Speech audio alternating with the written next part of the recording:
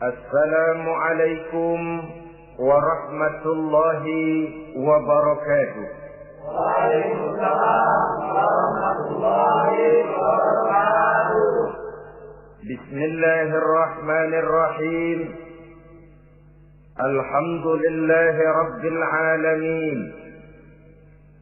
Wal 'aqibatu lil muttaqin. ولا عدوان إلا على الظالمين والصلاة والسلام على أشرف الأنبياء والمرسلين سيدنا ومولانا محمد وعلى آله وأصحابه المجاهدين الطاهرين أما بعد. Saudara-saudara kaum muslimin rahimakumullah. Setiap kita muslim di dalam kehidupan ini selalu ingin dicintai oleh Allah Subhanahu wa taala. Dan tidak seorang pun di antara kita yang hidup ingin dimurkai oleh Allah Subhanahu wa taala.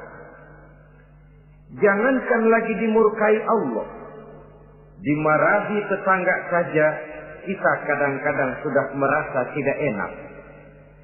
Padahal bagaimanapun, kalau sekadar dimarahi tetangga, kita masih bisa menghindar, pergi atau pindah ke tempat lain. Tahun depan kita kembali lagi, barangkali sudah bisa berdamai.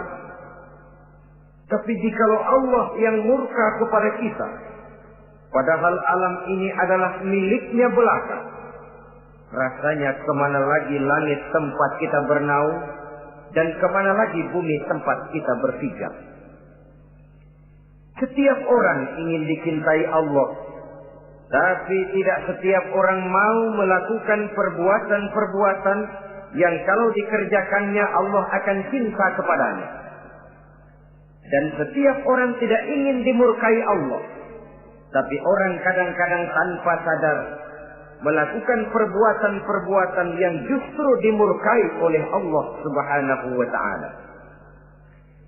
Pada pertemuan kali ini ingin saya sampaikan kepada hadirin satu hadis qudsi di mana Allah Subhanahu wa taala berfirman melalui lisan Nabi besar Muhammad sallallahu alaihi wasallam.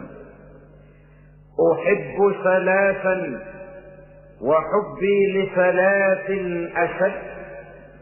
Aku cinta, kata Allah, kepada 3 macam golongan manusia, tapi aku lebih cinta lagi kepada yang 3 macam lagi. Jadi ada yang sekedar dicintai Allah, ada yang lebih lagi dicintai oleh Allah Subhanahu wa taala. Siapa mereka? Mari kita ikuti satu persatu isi daripada hadis qudsi ini. Yang pertama, uhibbu ahlas safa. Aku cinta, kata Allah, kepada orang-orang yang pemurah. Aku cinta kepada orang-orang yang ringan tangan, mempunyai kepekaan sosial yang tinggi, gemar menolong orang yang memang memerlukan pertolongan. Aku cinta kepada orang-orang yang semacam itu. Saudara-saudara kaum muslimin rahimakumullah, di zaman sekarang ini, seiring dengan makin tajamnya persaingan hidup, makin tingginya tensi ekonomi, antara tenaga kerja yang masuk pasaran dengan lapangan kerja yang tersedia jauh dari memadai, gaya hidup orang semakin konsumtif, semakin individualis. Timbullah sikap hidup elu-elu, gua-gua. Kepekaan sosial mulai lentur dan luntur, tapi tidak terwujud di dalam kehidupan sehari-hari. Padahal agama mengajarkan Allah cinta kepada orang-orang yang bermurah tangan. gemar melakukan pertolongan, peka melihat penderitaan dan kesulitan orang lain. Adalah Allah melebihkan rezeki sebagian kita dari yang lain. Dimaksudkan untuk saling tolong-menolong, bahu-membahu dan bantu-membantu. Sehingga dengan demikian, apa yang disabdakan Nabi dalam hadis, Ar-Rahimuna yarhamuhumur Rahman, irhamu ahlal ardi yarhamkum man fis sama. Orang-orang yang punya sifat belas kasih akan dikasihi oleh Allah Subhanahu wa ta'ala. Sayangi yang di permukaan bumi, nanti yang di langit akan sayang kepadamu. Akan turun rahmatnya kepada kita bersama. Alangkah nikmatnya kehidupan ini, jikalau yang berkuasa menyayangi yang lemah lalu melindunginya, jikalau yang alim menyayangi yang awam lalu membimbingnya, jikalau yang kaya menyayangi yang miskin lalu mengulurkan tangan memberikan bantuannya, akan terciptalah rahmat dalam kehidupan. Tapi jikalau sebaliknya, yang berkuasa malah menindas dan menekan yang lemah, yang alim malah membodoh-bodohi yang memang sudah bodoh, sementara yang kaya menyantap yang miskin, akan terjadilah bala dan bencana dalam kehidupan. Bukan lagi rahmat yang turun, melainkan azab akan menimpa kita secara keseluruhan. Begitulah terdapat tirai halus yang memisahkan kita dari konsep ajaran agama kita yang luhur. Agama mengajarkan yadul ulya khairun min yadi sufla, bahwa tangan di atas lebih baik daripada tangan yang di bawah. Orang yang memberi lebih baik daripada orang yang menerima. Tapi yang kita praktekkan, kita selalu berada pada posisi tangan di bawah, menjadi umat yang manja, yang lemah, padahal bukan tidak punya potensi, tapi mungkin karena kita tidak pandai menginventarisir potensi. Kadang-kadang ada panitia pembangunan masjid, membangun masjid, meletakkan batu pertama sekaligus jadi batu terakhir. Setelah itu la yamutu wa la yahya, hidup tidak kelihatan geraknya, mati pun tidak ketahuan kuburannya. Masjid impoten, pesantren terbengkalai, majelis taklim terlunta-lunta, rumah sakit Islam tak kunjung selesai. Tidak adakah orang Islam yang kaya? Banyak. Tidak adakah orang Islam yang punya posisi kunci, posisi basah, posisi menentukan? Banyak. Secara jujur kita harus berkata, yang belum banyak ialah yang mau berbuat atas nama dan demi kepentingan agamanya. Kita juga bukan tidak punya potensi. Kita tidak pandai menginventarisir potensi untuk kepentingan dan kemaslahatan kita bersama. Saudara-saudara kaum muslimin rahimakumullah. Dengan demikian, kita bisa lihat dalam kehidupan sehari-hari di masjid misalnya. Itu kalau hari Jumat kadang-kadang kita sengaja mau berangkat sholat Jumat tidak bawa uang. Maka yang paling lancar di masjid, kotak. Saudara boleh lihat kotak itu. Dari sudut ke sudut hampir tidak pernah macet. Lancar betul jalannya. Sekali macet, kotak. 50. 100. Wajar kalau masjid-masjid kita lalu impoten. Bagaimana akan mengadakan kegiatan kalau tidak ada dana? Oleh karena itu pada kesempatan ini saya ingin mengetik, berbahagialah kita jikalau oleh Allah Subhanahu wa ta'ala diberikan kepercayaan berupa titipan, wa mal malu wal banuna illa wadai'. Harta dan anak-anak tidak lain satu titipan dari Allah Subhanahu wa ta'ala. Dan pada satu saat titipan itu akan diambil oleh yang empunya. Allah cinta kepada orang-orang yang pemurah. Allah akan memberikan balasan yang berlipat ganda. Kalau saudara bersedekah kepada anak yatim, bukan si yatim itu yang akan membalasnya. Kalau saudara membantu pembangunan masjid, bukan panitia masjid yang akan memberikan ganjarannya.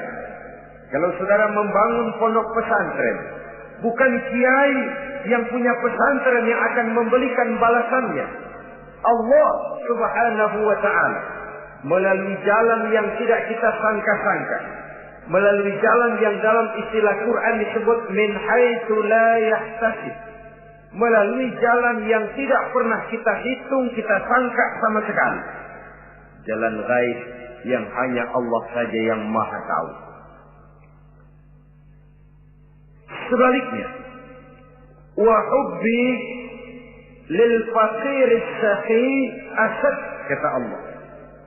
Aku cinta kepada orang-orang yang pemurah, tapi aku lebih cinta lagi kepada orang-orang miskin yang pemurah. Orang kaya pemurah, Allah cinta. Orang miskin pemurah, Allah lebih cinta. Kenapa? Kalau orang kaya sedekah 5.000 rupiah misalnya, orang miskin pun sedekah 5.000 rupiah, sama jumlahnya, sama ikhlasnya, sama halalnya, tapi besarnya pahala lebih besar sedekah si miskin yang 5.000 rupiah itu ketimbang si kaya yang juga 5.000 rupiah. Kenapa maka demikian? Oh, buat orang kaya uang 5.000 apalah artinya. Tapi buat si miskin, untuk jumlah 5.000 itu dia harus peras keringat, banting tulang, pergi pagi, pulang sore, kaki jadi kepala, kepala jadi kaki. Tapi kok dia berani bersedekah sejumlah sedekahnya orang kaya. Ini yang dinilai oleh Allah Subhanahu wa ta'ala. Saudara-saudara kaum muslimin rahimakumullah, sifat inilah yang dahulu dicontohkan oleh baginda Rasul.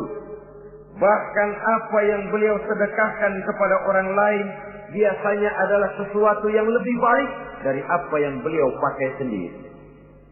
Watak ini yang diikuti oleh generasi sahabat.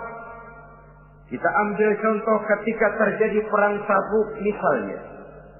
Datanglah Sayyidina Abu Bakar Siddiq, membawa seluruh harta bendanya disumbangkan di jalan Allah. Melihat ini Nabi bertanya, "Hal tarakta li ahlika syai'an ya Abu Bakar?" Wahai Abu Bakar, begini banyak harta yang kau infakkan fi sabilillah ini, apakah buat keluargamu sudah kau tinggalkan? Sayyidina Abu Bakar dengan tegas menjawab, "Taraktu lahumullaha wa rasulahu." Sudah, saya tinggalkan mereka Allah dan Rasulnya. Saya tinggalkan mereka keyakinan, akidah, iman, bahwa kalau kami menolong Allah, menolong agama, Allah akan menolong kami. Bahwa kami tidak akan jadi melarat karena memperjuangkan agama. Bahwa kami tidak akan jatuh miskin kalau harta ini kami belanjakan di jalan Allah. Kami tinggalkan keyakinan itu kepada anak-anak dan istri di rumah. Sementara harta yang ada seluruhnya kami bawa kemari. Keyakinan yang dimiliki oleh Sayyidina Abu Bakar Siddiq di zaman sekarang ini sudah merupakan keyakinan yang sangat langka. Kita belum yakin benar akan kebenaran janji Allah. Sehingga dengan demikian timbullah keraguan-raguan. Apa iya kalau saya belanjakan uang ini di jalan Allah akan ada balasannya? Apa iya kalau uang ini saya gunakan untuk melaksanakan ibadah akan datang balasannya? Padahal dalam hadis qudsi Allah menjanjikan, "Ana inda zanni 'abdi bi." Aku ini, kata Allah, bagaimana menurut persangkaan hambaku saja kepadaku. Kalau dia sangka baik, insya Allah baik datangnya. Kalau dia sangka tidak, aku bagaimana menurut sangka hambaku kepadaku. Itulah sebabnya dalam segala hal kita harus husnuzan, berbaik sangka kepada Allah Subhanahu wa ta'ala. Saudara-saudara kaum muslimin rahimakumullah. Inilah golongan pertama kekasih Allah. Orang-orang yang dicintai Allah. Orang-orang yang pemurah, yang sadar bahwa harta hanya sekadar titipan dari Allah Subhanahu wa ta'ala. Dan harta menurut Nabi, apabila sudah kita belanjakan di jalan Allah, dia akan berkata, pertama, kuntu qalilatan fakassartani, jumlahku sebenarnya sedikit, tapi lantaran engkau sedekahkan aku, engkau belanjakan aku di jalan Allah, maka jumlahku jadi banyak. Kau sedekah 1.000, dibalas 7.000, dikali 10, dikali 100, masih ditambah wallahu yudha'ifu liman yasha. Allah melipat gandakan pahala kebajikan dari orang-orang yang dikehendakinya.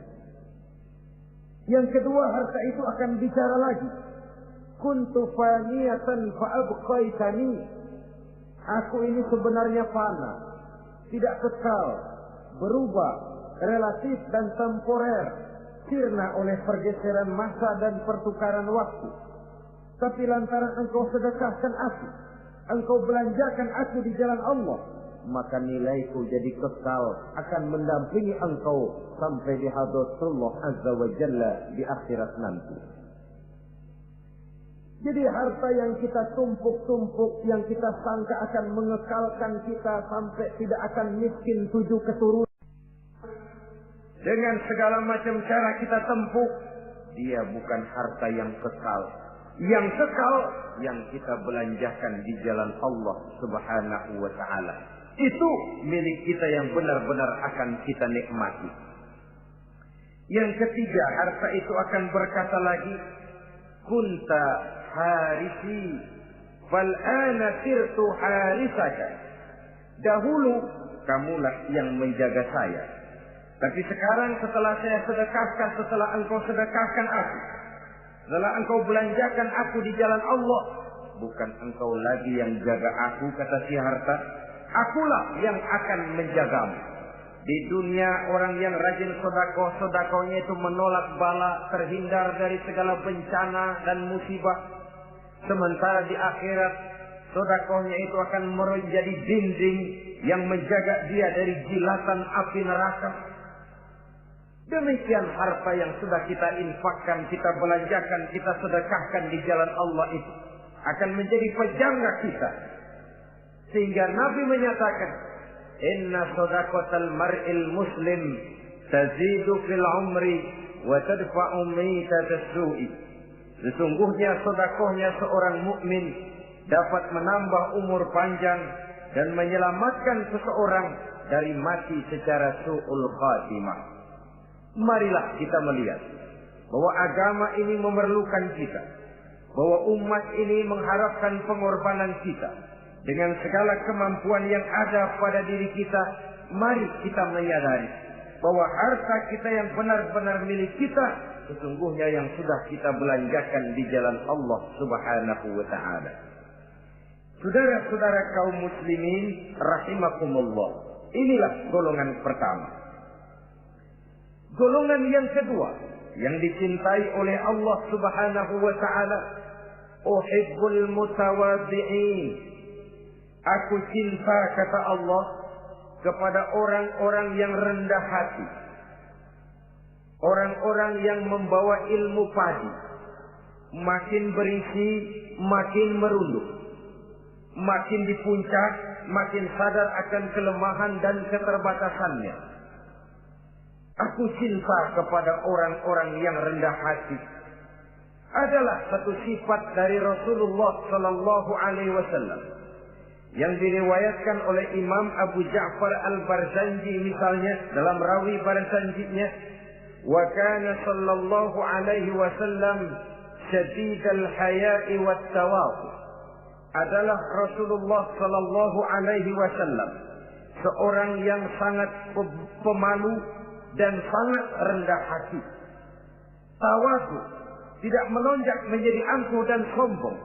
Walaupun beliau adalah asyraful anbiya wal mursalin, nabi dan rasul termulia, imamul muttaqin, imamnya orang-orang yang bertakwa, rahmatan lil alamin, diutus sebagai rahmah bagi seluruh alam, tapi tawaduknya demikian luar biasa. Ketika beliau terusir dari Makkah, kita bisa membayangkan meninggalkan kampung halaman, meninggalkan keluarga yang berbeda akidah, hijrah ke Madinah. Tapi pada lain kesempatan, ketika beliau dengan bala tentaranya masuk ke kota Mekah, dan orang-orang kafir Quraisy yang kita kenal dalam peristiwa Fathu Makkah itu, gentar hati mereka, sembunyi di dalam rumahnya masing-masing. Mereka masih ingat beberapa tahun yang silam, dikala Nabi Muhammad dan para sahabatnya dikejar-kejar, terusir dari Mekah hijrah ke Madinah. Sekarang Rasul kembali ke Mekah dengan segala keperkasaan bala tentaranya. Mereka berpikir, andai kata Muhammad mau saja membalas dendam, habis kita ini, habis, tidak akan tersisa. Dahulu dia kita caci maki, dahulu dia kita usir, dahulu dia kita kejar-kejar untuk kita bunuh. Sekarang kita tidak berdaya. Muhammad dengan perkasa, dengan bala tentaranya yang gagah sekarang masuk ke kota Mekah. Apa yang harus kita lakukan? Mereka menunggu dan menunggu. Dan Nabi dengan gagah masuk ke kota Mekah bersama bala tentaranya. Apa ucapan yang pertama beliau lontarkan? Pembalasan dendam? Tidak. Mencari orang-orang yang dulu mengejar, memusuhi, mengancam akan membunuhnya? Tidak. Beliau tidak teriak-teriak, mana itu Abu Jahal, mana itu Abu Lahab, mana itu Abu Sufyan, mana itu dulu orang-orang yang memusuhi saya dan sahabat saya, ayo keluar kalau berani, ha? Tidak. Pidato ucapan pertama yang keluar dari bibir yang mulia itu sungguh di luar perkiraan kufar Quraisy. Apa jawab Nabi? Pidato Nabi, al-yauma yaumul marhamah. Tuan-tuan para Quraisy, tidak usah khawatir. Hari ini adalah hari yang penuh kasih sayang. Saya masuk ke kota Mekah semata-mata untuk menunaikan ibadah. Tidak akan ada balas dendam. Tidak akan ada pertumpahan darah. Siapa yang masuk ke Masjidil Haram dia aman. Siapa yang masuk ke Masjidil Haram dia tenang, tidak akan diganggu barang sedikit pun. Bersih hatinya dari balas dendam. Tidak ada watak untuk menunjukkan kepongahan pada beliau berada di puncak kejayaan. Tidak. Ini yang disebut sadidul haya wa tawadhu. Sangat rendah hati. Tidak melonjak menjadi angkuh dan sombong lantaran keberhasilan yang pernah dicapainya. Uhibbul mutawadhi'in.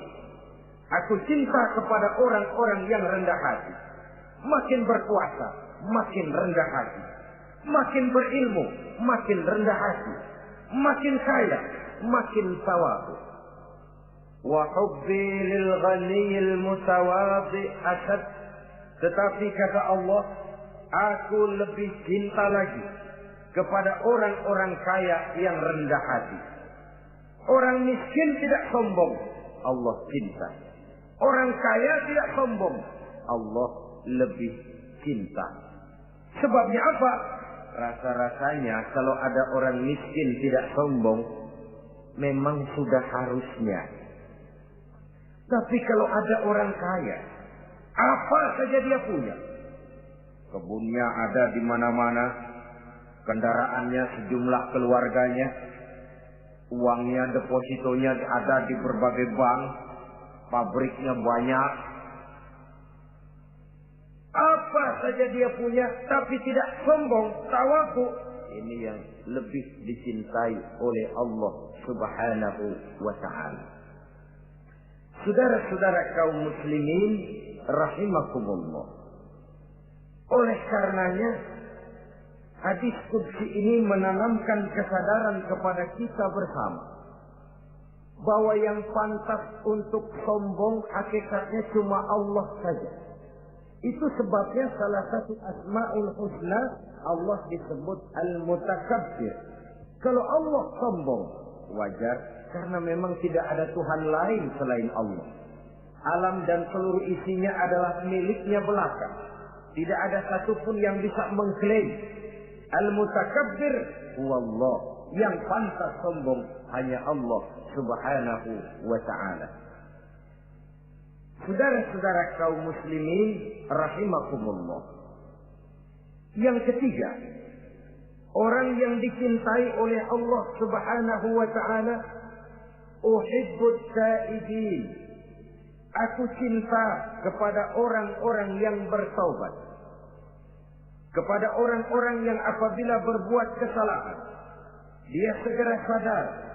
Dijadikannya kesalahan itu sebagai satu pelajaran untuk tidak diulanginya lagi pada masa yang akan datang.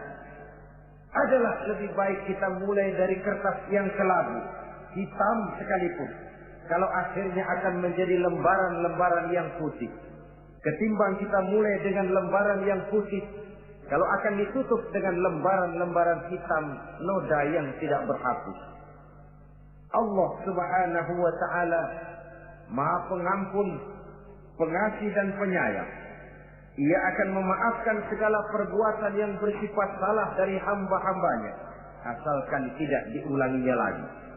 Manusialah yang sering kejam, membiarkan dirinya larut dan hanyut diseret arus dosa. Ia sadar itu satu kesalahan, tapi tidak berupaya untuk menyelamatkan dirinya sendiri.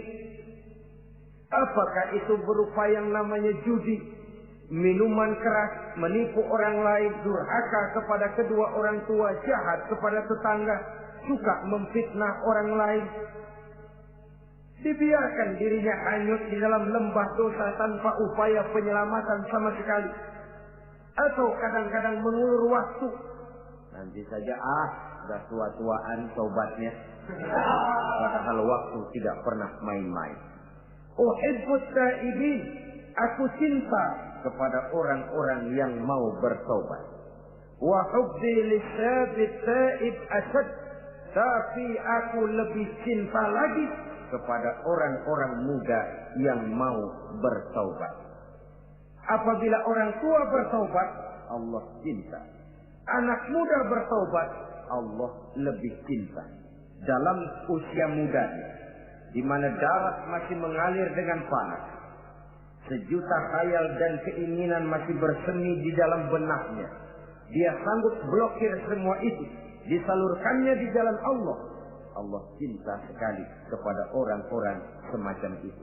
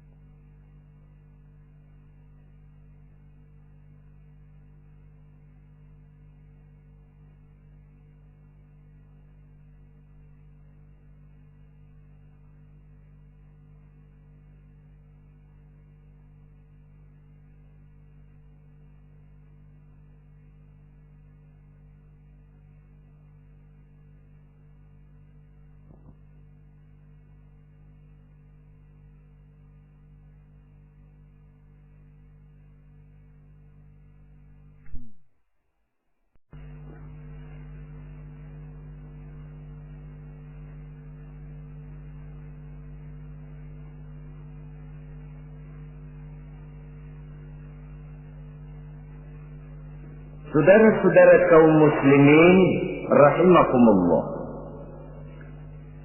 Kalau tadi sudah saya jelaskan 3 golongan orang-orang yang dicintai Allah, yakni para kekasih Allah. Orang-orang yang pemurah, gemar memberikan pertolongan. Kemudian yang kedua, orang-orang yang rendah hati. Dan yang ketiga adalah orang-orang yang suka bertaubat. Maka kemudian hadis qudsi ini dilanjutkan oleh Allah Subhanahu wa ta'ala dengan menjelaskan lawanan dari 3 golongan tadi. Kalau 3 golongan tadi adalah orang-orang yang dicintai Allah, maka 3 golongan yang berikutnya adalah mereka yang dibenci, dimurkai oleh Allah Subhanahu wa ta'ala. Siapa mereka? Jumlahnya juga 3, lawanan dari yang 3 tadi pertama. Yang pertama, saudara-saudara, abghadul bukhala. Aku benci, kata Allah, kepada orang-orang yang bakhil, orang yang kikir, orang yang diberikan amanah berupa harta, lalu tidak tersentuh hatinya melihat kesulitan dan penderitaan orang lain. Tetangganya meratap dan merintih kelaparan, sementara ia dengan tenang berpangku tangan, padahal ada kelebihan rezekinya. Ia tahu kesulitan orang lain, tapi ia tidak berusaha mengulurkan tangan memberikan bantuan. Kenapa seseorang bisa terjebak ke dalam penyakit bakhil dan kikir alias pelit seperti ini? Oleh karena harta benda dunia itu sudah berakar kuat di hatinya. Tidak mau lepas lagi ia dari sana. Tidak mau berpisah ia dengan harta itu walau sedikit jua pun. Dan memang para ulama sufi mengajarkan, orang kaya itu ada 2. Ada orang kaya hakiki, ada orang kaya majazi. Orang kaya hakiki, orang kaya sebenarnya adalah orang yang kaya hatinya. Luas cakrawala pandangannya, terbentang nuansanya, tidak cuplik melihat karunia yang diberikan Allah dalam kehidupan ini. Orang yang kaya hati, inilah orang kaya hakiki. Adapun orang kaya majazi adalah orang yang banyak hartanya tapi miskin hatinya. Hidupnya sudah melimpah tapi ia selalu merasa kurang, maka ia tidak pernah cukup. Posisinya sudah kaya tapi ia masih merasa miskin, maka ia pun selalu miskin. Imam Ghazali rahimahullah memberikan contoh yang indah. Perjalanan hidup manusia sama dengan naik kapal laut yang besar menuju pulau bernama akhirat, mencapai pantai surga bahagia. Kapal ini akan singgah di satu pulau bernama dunia. Para penumpang diperbolehkan turun, tapi sebelumnya diingatkan lebih dahulu bahwa ini cuma sekedar tempat transit. Di dunia, di pulau yang bernama dunia, para penumpang boleh mengambil apa yang memang diperlukan untuk bekal dalam perjalanan. Tapi jangan lupa bahwa kapal akan melanjutkan perjalanan menuju kepulauan akhirat yang kekal dan abadi. Maka turunlah para penumpang ke pulau yang bernama dunia ini. Macam-macam tingkah lakunya ketika mereka menjejakkan kaki ke pulau dunia. Ada yang tetap sadar kepada pesan nakoda. Dia turun ke pulau yang bernama dunia, yang hijau, ranau, indah, memikat, mempedaya, mempesona. Tapi ia tetap sadar, ini cuma tempat transit. Ini cuma tempat persinggahan sementara. Bukan ini tempat yang akan saya tuju. Kapal akan segera berangkat. Saya harus bersiap-siap. Diambilnya apa yang diperbolehkan di pulau bernama dunia. sebagai bekal menuju perjalanan akhirat, dan setelah itu dia segera kembali ke kapal untuk melanjutkan perjalanannya. Ada pula penumpang yang lalai. Ketika turun ke pulau bernama dunia ini, ia lupa kepada pesan sang nakoda. Ia terpedaya oleh hijau ranaunya kepulauan dunia. Ia terpikat oleh gemerlapnya kehidupan dunia. Sibuklah seluruh waktunya untuk mengambil segala yang ada di kepulauan dunia ini. Ia menyangka bahwa ia sudah sampai kepada tujuan yang sebenarnya. Dikala peluit kapal berbunyi, pertanda kapal akan segera berangkat, rupanya baru sadar dia bahwa ini bukan tujuan yang sebenarnya. Ia berusaha kembali ke kapal, walaupun masih bisa ikut naik kapal, tapi sayang tempatnya sudah ditempati oleh orang lain. Inilah contoh dari orang-orang yang kehidupan dunia telah melalaikan mereka daripada tujuan akhirat. Yang lebih celaka adalah nasib penumpang ketiga. Mereka yang tertinggal sama sekali di kepulauan dunia ini. Mereka lah orang-orang kafir, orang-orang munafik, orang-orang musyrik. Bagi mereka surgalah dunia ini. Bila kehidupan dunia berakhir pula lah surganya sampai di situ. Ia menyangka sudah sampai kepada terminal akhir, padahal cuma sekedar halte, tempat di mana kapal singgah sebentar saja untuk melanjutkan perjalanan menuju kepulauan akhirat yang kekal dan abadi. Saudara-saudara kaum muslimin rahimakumullah, orang-orang yang sadar bahwa dunia cuma sekedar satu tempat transit, maka kesadaran itu menggugah dia kepada keyakinan terhadap kalimat inna lillah wa inna ilaihi raji'un. Segalanya datang dari Allah, segalanya akan kembali kepada Allah. Tidak ada yang dibawanya saat ia terlahir ke alam dunia ini, dan tidak akan ada yang dibawanya kembali saat ia keluar meninggalkan alam dunia ini, kecuali iman dan amal soleh yang dikerjakannya di dalam kehidupan kita. Bukan bakhil yang menyebabkan orang cepat jadi kaya. Bukan pemurah yang menyebabkan orang jatuh miskin dan bangkrut. Tetapi kesadaran bahwa segalanya datang dari Allah, segalanya akan kembali kepada Allah, akan membuat kita walaupun memiliki harta dan benda, tapi ia tidak berurat dan berakar di dalam hati. Abghadul bukhala, kata Allah, aku benci kepada orang-orang yang bakhil. Kadang-kadang jangankan untuk orang lain, untuk kepentingan agama, dirinya sendiri saja tidak bisa menikmati kekayaannya. Kaya dia sebenarnya, tapi dia tidak sadar akan kekayaannya. Lebih celaka lagi, dia tidak tahu untuk apa kekayaan itu akan dipergunakan. Lahirnya mazhab materialisme, hidup serba cukup, serba ada, seperti yang kita lihat di negara-negara yang makmur, di Eropa bagian barat misalnya. Keluarga-keluarga jet set yang akhirnya bingung karena kebanyakan harta. Kalau kita di timur umumnya bingung karena tidak punya harta. Di sana orang bingung karena kebanyakan harta, mau diapakan harta itu. Akhirnya timbullah gaya hidup yang aneh-aneh, membentuk klub-klub nudis terlepas dari pergaulan dunia ramai, bergerombol tidur di gua-gua, padahal rumahnya macam istana, kamarnya 37, ada kolam renang, ruangan ber-AC, kemana pergi mobil sejumlah keluarga, dari merek-merek yang mewah, keluaran mutaakhir.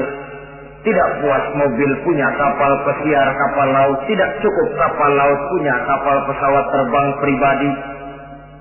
Apa yang dimau uangnya bisa bicara, tapi akhirnya lalu sampai kepada titik jenuh, sampai kepada yang namanya frozen emotional attitude. Dan sikap bakhil inilah yang pada akhirnya mendorong seseorang untuk sampai kepada tingkat yang disebut tamak, rakus, serakah. Dan mental semacam ini tidak hanya membahayakan bagi pribadi yang punya watak, tapi juga bagi lingkungan, bagi masyarakat, bahkan dalam skopnya yang luas, bagi pertumbuhan suatu bangsa, bagi pertumbuhan suatu negara. Sikap-sikap tamak, rakus, serakah, mau menang sendiri, mau kuasa sendiri, mau basah sendiri, mau kaya sendiri, persetan dengan orang lain, adalah sikap-sikap yang tidak saja bertentangan dengan ajaran agama kita, tapi juga bertentangan dengan falsafat dasar kehidupan bangsa kita, yakni Pancasila. Saudara-saudara kaum muslimin rahimakumullah, lawanannya kemudian Allah menyatakan, wa bughdi lil ghaniyil bakhil asad, aku benci kepada orang yang bakhil, tapi aku lebih benci lagi kepada orang-orang kaya yang bakhil. Kalau orang miskin pelit, barangkali masih orang berkata pantaslah dia itu pelit, miskin. Tapi kalau kaya, bakhil, kaya, pelit, rasanya orang menyayangkan. Apa saja dia punya, tapi bakhil, pelit, tidak sadar bahwa itu adalah amanah Allah yang satu saat akan dimintakan pertanggungan jawab di padang mahsyar nanti. Inilah golongan pertama yang dibenci oleh Allah Subhanahu wa ta'ala. Golongan yang kedua, abghadul mutakabbirin, aku benci kepada orang-orang yang sombong. Baik sombong oleh karena kekuatan, wewenang, jabatan. Baik sombong oleh karena ilmu pengetahuan, skill, keahlian, kemampuan. Baik sombong oleh karena harta benda dan kekayaan. Sombong dalam segala bentuknya tidak disenangi oleh Allah Subhanahu wa ta'ala. Inilah yang saya maksud tadi dengan membawa ilmu padi seharusnya. Semakin berisi, semakin merunduk. Sebab pepatah orang-orang tua kita bilang, air beriak tanda tak dalam, tong kosong bunyinya nyaring. Orang belajar silat kalau baru dapat 2-3 jurus memang genit, bukan main. Sesuatu yang barangkali sudah lumrah dalam kehidupan. Tapi yang diajarkan oleh agama, abghadul mutakabbirin, aku benci kepada orang-orang yang sombong. Al-Quran syarat dengan contoh-contoh baik dari perjalanan sejarah, baik dari perjalanan para hidup para nabi dan para rasul. Seluruhnya merupakan tamsil, contoh dan ibarat bagi kita bersama. Fanzuru kaifa kana akibatul mukazzibin. Fanzuru kaifa kana akibatul mujrimin.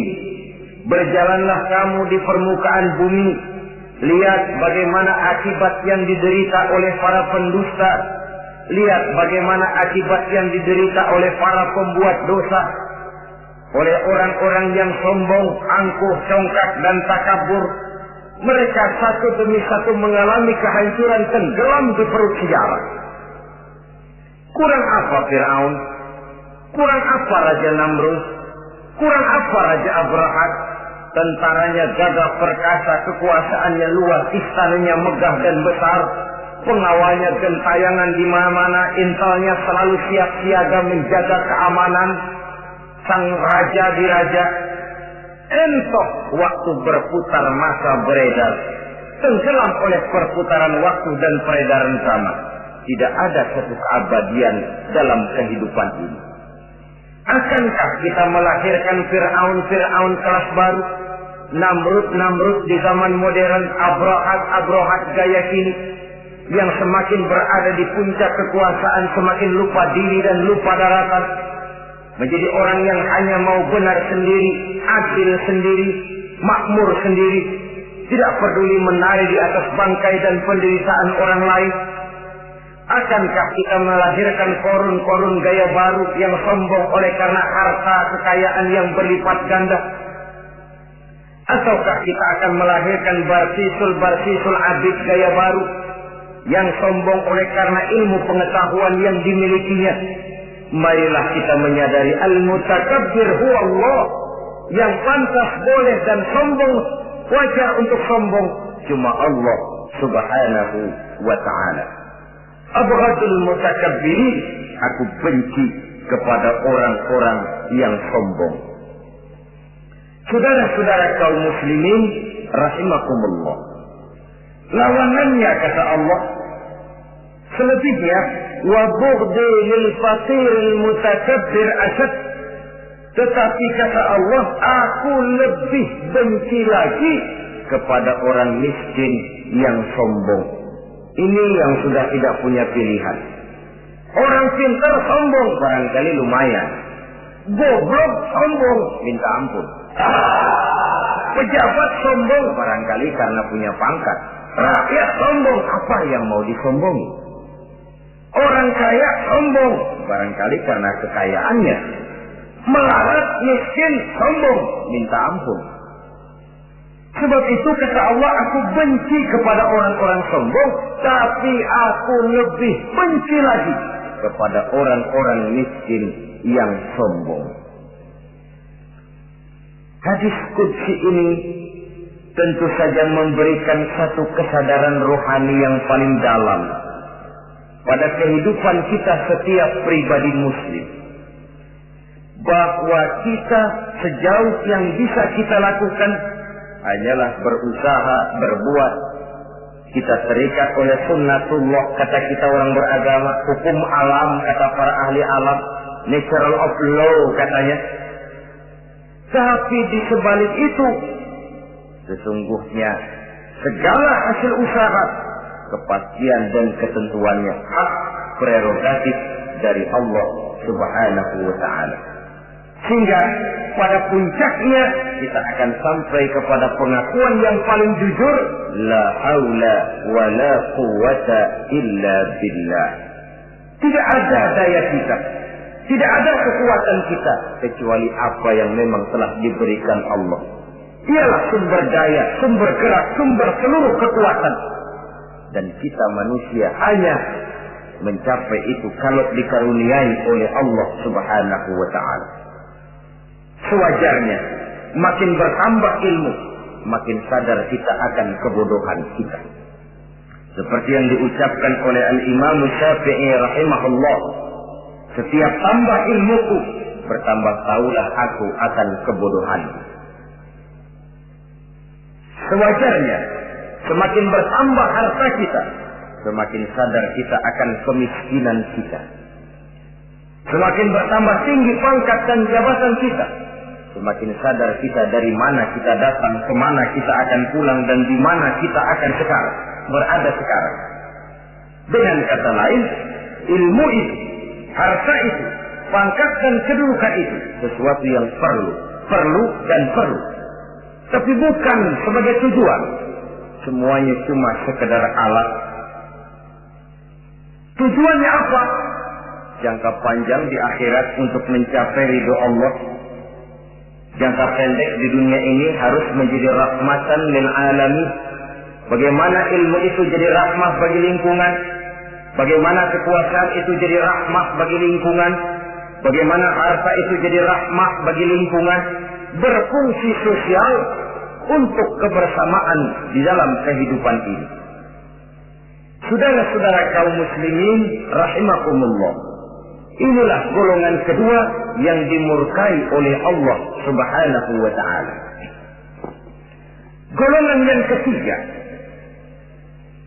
abghadul fasad, aku benci kata Allah kepada orang-orang yang berhati keras, berhati batu, tidak mempan nasihat, baik nasihat itu datang dari Allah, baik nasihat itu datang dari orang lain, baik nasihat itu datang dari dalam dirinya sendiri atau bernasihat yang dipandangnya, yang dilihatnya dalam segala gerak kehidupan. Satu hari bahkan beberapa sahabat pernah menghadap Rasulullah Sallallahu Alaihi Wasallam. Ya Rasul, jikalau sekarang ini kami nyaris tidak punya problem, artinya semua problem kami tuntas, sedikit kami bingung, Tuanlah tempat kami bertanya. Kami tidak mengerti hukum, Tuan tempat kami meminta fatwa. Kami ingin mendapat petunjuk, kepada Tuan kami mengadu. Tapi nanti kalau suatu saat Tuan telah berangkat meninggalkan kami ya Rasulullah, menghadap Allah Subhanahu wa Ta'ala, tinggallah kami hidup tanpa bimbingan Tuan, kemana lagi kami harus minta nasihat? Baginda Rasul senyum, kemudian beliau menjawab, taraktu lakum nasihatain. Kamu tidak usah khawatir. Kalaupun pada satu saat nanti aku berangkat meninggalkan kamu semua, kembali menghadap Allah Subhanahu wa Ta'ala, kamu tidak perlu bingung.